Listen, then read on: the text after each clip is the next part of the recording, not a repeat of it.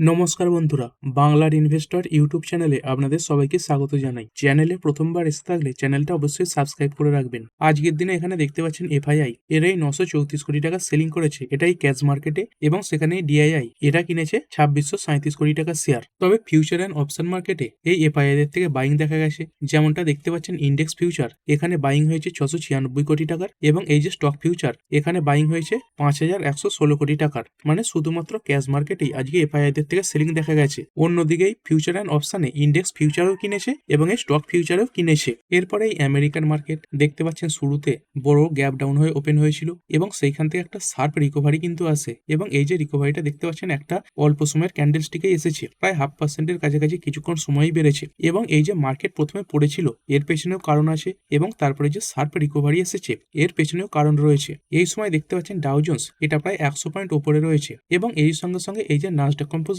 এটাও দেখতে পাচ্ছেন গ্যাপ ডাউন হয়ে ওপেন হয়েছিল, এবং তারপরে বড় রিকভারি আসে, প্রায় 1% মতো এই সময় বাড়া রয়েছে। আর এই ইরান আমেরিকা এই যুদ্ধের হাল বর্তমানে কেমন অবস্থাতে রয়েছে, এইখানে যেমনটা দেখতে পাচ্ছেন এই ট্রাম্প তিনি একটা নির্দিষ্ট সময় দিয়ে দিয়েছেন। দেখতে পাচ্ছেন ট্রাম্প আলটিমেটাম, মানে এই নির্দিষ্ট সময়ের মধ্যেই এই ইরান যদি প্রতিশ্রুতি না দেয় যে তারা এই নিউক্লিয়ার ওয়েপন তৈরি করা বন্ধ করবে না, তারপরে কিন্তু ডোনাল্ড ট্রাম্প বড় একটা অ্যাকশন নেবে। তবে ডোনাল্ড ট্রাম্পের কথাবার্তা এটা তো বুঝতেই পাচ্ছেন কিছুক্ষণ সময় সময় পাল্টায়, হতেও পারে এই যে উইকেন্ড এইখানে তিনি হয়তো অ্যাটাক করে দিলেন। যেটুকু রিপোর্টে সামনে আসছে যে ডোনাল্ড ট্রাম্প তিনি এই 10 দিন মতো সময় দিয়েছেন, সেই 10 দিনের মধ্যে ইরানকে এই নিউক্লিয়ার ডিলের ব্যাপারে ভাবতে হবে। আর এই মার্কেটে এত বড় রিকভারি আসার কারণ কি, যদি কথা বলি এই রিকভারির পেছনে সব থেকে বড় যে কারণ সেটা হচ্ছে ট্রাম্পের এই ট্যারিফের ব্যাপারে এই সুপ্রিম কোর্টের যে ঘোষণা সেটা সামনে চলে এসেছে। আর এই ট্রাম্প বিভিন্ন দেশের উপর যে ট্যারিফ লাগাচ্ছিলেন এই ব্যাপারে আমেরিকার যে সুপ্রিম কোর্ট সেখানে মামলা করা হয়েছিল, এবং সেই ব্যাপারে আগে দেখতে পাচ্ছিলেন বিভিন্ন ডেট আসছিল, কিন্তু সেই ডেটে এই ব্যাপারে কোনো ঘোষণা আসেনি। কিন্তু আজকের দিনে অফিসিয়ালি এই যে ট্রাম্পের ট্যারিফ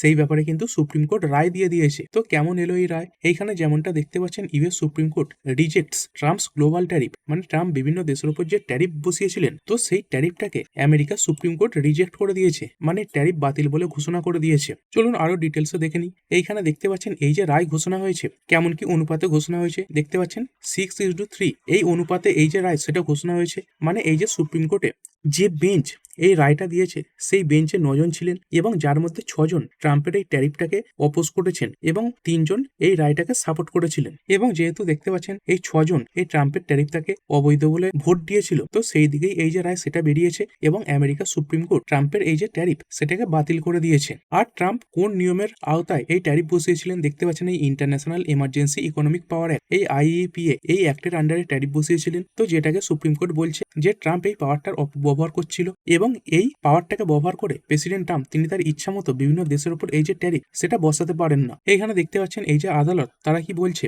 যে এই ট্যারিফ বসানোর এবং তার সঙ্গে সঙ্গে কত পার্সেন্ট কি ট্যারিফ বসবে সেটা ঠিক করতে পারে এই কংগ্রেস, মানে এই আমেরিকার কংগ্রেস, মানে কোনো রাজনৈতিক দল নয়। তাদের যে ল রয়েছে সেটার কথাই বলা হচ্ছে যে প্রেসিডেন্টের হাতে এই ট্যারিফ বসানোর কোনো ক্ষমতা কিন্তু নেই। এবং তারই সঙ্গে সঙ্গে এই 3 জন দেখতে পাচ্ছেন এই টমাস আলিটো এবং কাভানো তারা এই রায়ের বিপক্ষে ছিলেন, কিন্তু এই সপক্ষে যেহেতু 6 জন ছিলেন তো সেই মেজরিটির দিক থেকে এই সুপ্রিম কোর্ট কিন্তু ট্রাম্পের ট্যারিফটাকে বাতিল বলে ঘোষণা করেছে। যেমনটা দেখতে পাচ্ছেন সব দেশের উপর এই যে ট্যারিফ সেটা বন্ধ হয়ে গেল, যেমন এই মেক্সিকো, তার সঙ্গে সঙ্গে কানাডা এবং চীন। তবে এই যে কথাটা আসছিল বিভিন্ন কোম্পানিগুলো এই $175 বিলিয়ন ফেরত পাওয়ার জন্য দাবি জানাতে পারে, সেই ব্যাপারে কিন্তু অফিসিয়াল তথ্য এখনো সামনে আসেনি। কেন দাবি জানাতে পারে, এই ট্যারিফটা আসলে কি এক প্রকার ট্যাক্স, আর এই ট্যাক্স কারা দিচ্ছিল, এই আমেরিকার যে ব্যবসাদাররা বিদেশ থেকে জিনিস ইম্পোর্ট করতো তারাই এই ট্রাম্পকে ট্যারিফ দিত।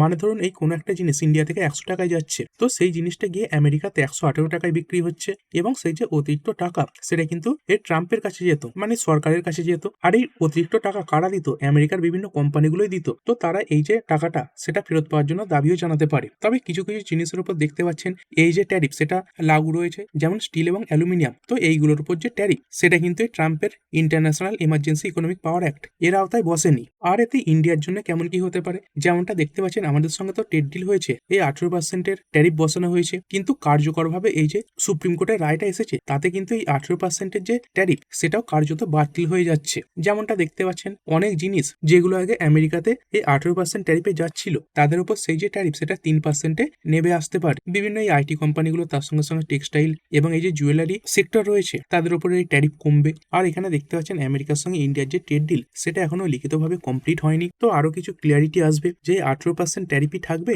নাকি এই ট্যারিফ কমানোর জন্য আবার এই ইন্ডিয়া ইন্ডিয়া কিছু পদক্ষেপ নেবে। আর এরপরে ডোনাল্ড ট্রাম্পের প্রতিক্রিয়া কি দেখতে পাচ্ছেন, এই ডোনাল্ড ট্রাম্প তিনি বলছেন এই সুপ্রিম কোর্টের এই যে রায়টা সেটা অপমানজনক রায়, এবং তিনি এটাও বলেছেন তার কাছে এর ব্যাকআপ প্ল্যানও কিন্তু রয়েছে। আর এই ট্রাম্পের ট্যারিফটাকে বাতিল করে দেওয়ার পরেই যেমনটা দেখতে পাচ্ছেন এই আমেরিকান মার্কেটের যে ডাউ জোন্সের ফিউচার্স রয়েছে সেখানে এই অল্প সময়ই বড় একটা রিকভারি এসেছে, এবং এই যে রিকভারিটা দেখতে পাচ্ছেন এটা কিন্তু সম্পূর্ণভাবে এই সুপ্রিম কোর্টের রায়ের পরেই এসেছে। এবং তারই সঙ্গে সঙ্গে যদি কথা বলি এই গ্লোবাল মার্কেটও দেখতে পাচ্ছেন তারপরে ভালো পারফরমেন্স দেখাচ্ছে।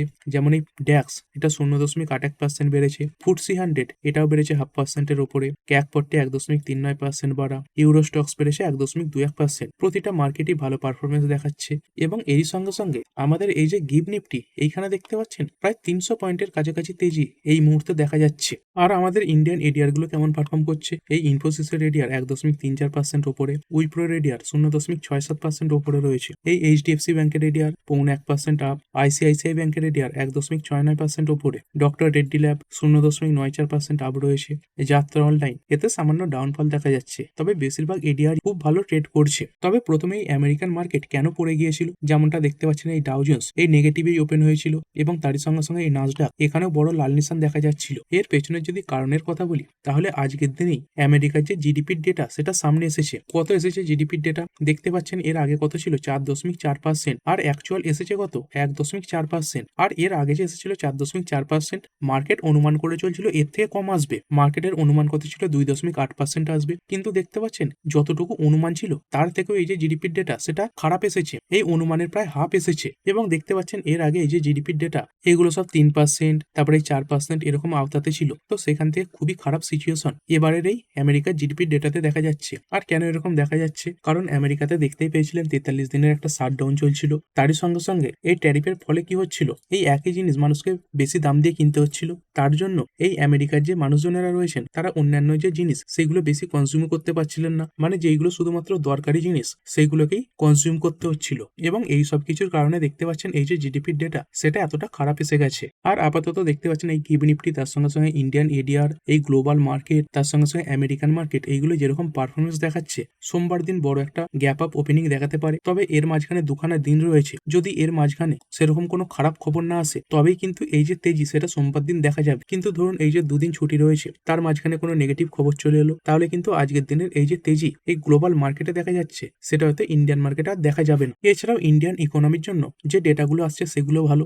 যেমন এই এফপিআই এদের যে ইনভেস্টমেন্টের ডেটা সেটা সামনে এসেছে, মানে ফরেন পোর্টফোলিও ইনভেস্টরদের কেমন এসেছে ডেটা। আমাদের তো মার্কেটে এফআইআই এদের ডেটা রোজ আসে, কিন্তু এই যে এফপিআই রয়েছে এদের ডেটা রোজ আসে না। এইখানে যেমনটা দেখতে পাচ্ছেন FPI inflows rebound to 19,675 crore in early February on India. তো এই ইউএস এবং ইন্ডিয়ার মধ্যে ট্রেড ডিল হয়ে যাওয়ার পরে এফপিআই দের যে ইনফ্লো সেটা বেড়েছে, এবং এর আগের মাসগুলোতে হেভি সেলিং দেখা যাচ্ছিল। যেমনটা দেখতে পাচ্ছেন এই নভেম্বরে 3,765 কোটির সেল করেছিল, তারপরে ডিসেম্বরে এইখানেও সেল করেছিল 22,611 কোটির, এবং এই জানুয়ারি এইখানেও সেল হয়েছিল 35,962 কোটির। আর এখনো দেখতে পাচ্ছেন এই যে ফেব্রুয়ারি মাস সেটা শেষ হতে প্রায় দিন 10 বাকি রয়েছে, এবং তারই আগে এই যে ডেটাটা সামনে আসছে এখানে কিন্তু এফপিআই দের যে মার্কেটে ইনফ্লো সেটা বেড়ে গেছে এই 20,000 কোটির কাছাকাছি। এটা যথেষ্ট বড় পজিটিভ ব্যাপার। এছাড়াও আমাদের ইন্ডিয়ার যে পিএমআই এর ডেটা, মানে সার্ভিস তার সঙ্গে সঙ্গে ম্যানুফ্যাকচারিং এর ডেটা এটাও সামনে এসেছে, এবং এটাও পজিটিভ দিকে এসেছে। এই সার্ভিস পিএমআই এগুলোর যে ডেটা এগুলো মোটামুটি 52-53 উপরে থাকলে পজিটিভ ধরা হয়। এইখানে দেখতে পাচ্ছেন এই যে পিএমআই এর ডেটা এটা কত এসেছে 59.3, এবং এটা 3 মাসের মধ্যে হাইয়েস্ট জায়গাতে এসেছে। এর আগে ফেব্রুয়ারি মাসে কত ছিল এই ডেটা এই 58.4, আর এই ফেব্রুয়ারিতে কত এলো 59.3। মার্কেটের অনুমান কত ছিল, এইখানে যেমন দেখতে পাচ্ছেন এই যে ফুল এখান থেকে ইন্ডিকেশন আসছিল এটা আসবে 59, মানে এর আগের থেকেও ভালো এসেছে, এবং তারই সঙ্গে সঙ্গে এই অনুমানের থেকেও ভালো এসেছে। এরপরে চলুন কিছু ইকোনমিক ডেটা দেখে নেওয়া যাক। যেমন আমাদের ইন্ডিয়ান রুপি গতকাল দেখতে পাচ্ছিলেন 91 উপরে উঠে গিয়েছিল, আর আজকের দিনে এই যে ইন্ডিয়ান রুপি এটা কিছুটা শক্তিশালী হয়েছে, একটা শার্প রিকভারি এসেছে। দেখতে পাচ্ছেন একটা নির্দিষ্ট সময়ের মধ্যেই বড় একটা ক্যান্ডেল স্টিক তৈরি হয়ে গেছে, এবং তারই সঙ্গে সঙ্গে 91 নিচে নেমে এসেছে। আর এরপরে ক্রিপ্টো মার্কেট এই বিটকয়েন এই 1.16% এই মুহূর্তে বাড়া দেখতে পাচ্ছেন। তারই সঙ্গে সঙ্গে এই যে ইথেরিয়াম এখানেও কিছুটা তেজি দেখা যাচ্ছে। আর এই ক্রুড অয়েল এটা কেমন পারফর্ম করছে, যদি যদি এই ক্রুড অয়েলের কথা বলি, এখনো এই দেখতে পাচ্ছেন অনেকটা ওপরে রয়েছে এই WTI ক্রুড, এই 66-র ওপরে রয়েছে এবং তারই সঙ্গে সঙ্গে দেখতে পাচ্ছেন এই যে ব্রেন্ট ক্রুড, এটাও এই 71.52 এর কাছাকাছি চলছে। আর ভিডিও শেষে চলুন আমেরিকান মার্কেট একবার দেখে নিই। এই ডাউ জোন্স যেটা এতক্ষণ পজিটিভে চলছিল দেখতে পাচ্ছেন আবার হঠাৎ করে লাল নিশানে নেমে গেছে, প্রায় 0.5% মতো উপরে ছিল, 0.26% নেমে গেছে। এবং এরই সঙ্গে সঙ্গে এই যে নাসডাক কম্পোজাইট, এটাও অনেকটা উপরে ছিল,